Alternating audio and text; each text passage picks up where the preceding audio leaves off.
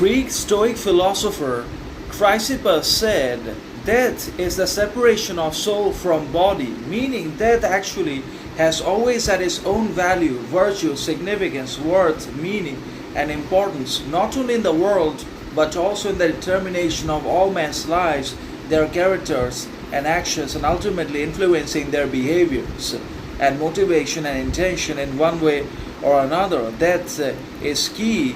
That is the foundation, the pillar, and the cornerstone, not only for the continuation of life itself, but also for the future generations of people on the earth. And that's why death is fundamental, imperative, and it's a necessity as well, without which life just cannot renew, resurrect, and regenerate itself in the long run.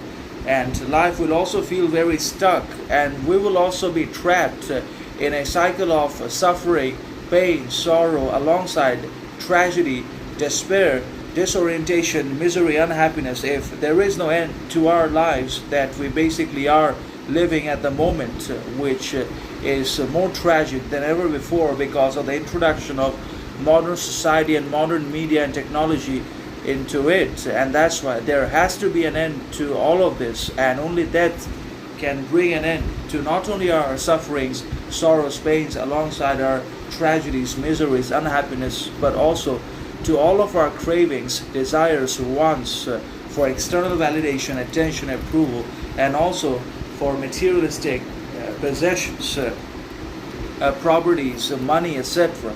All of this can only be ended and summarized and given a farewell through death.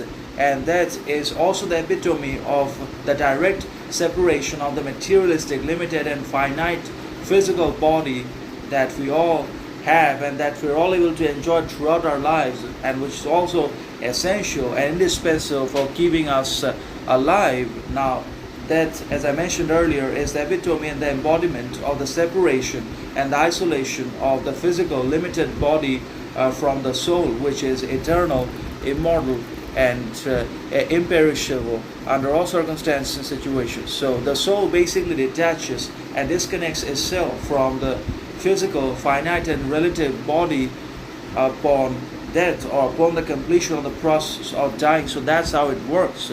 And in that sense, that is not only important but also imperative, fundamental, and a necessity as well, without which we will continue to suffer miseries and tragedies and unhappiness, and the life will also not regenerate.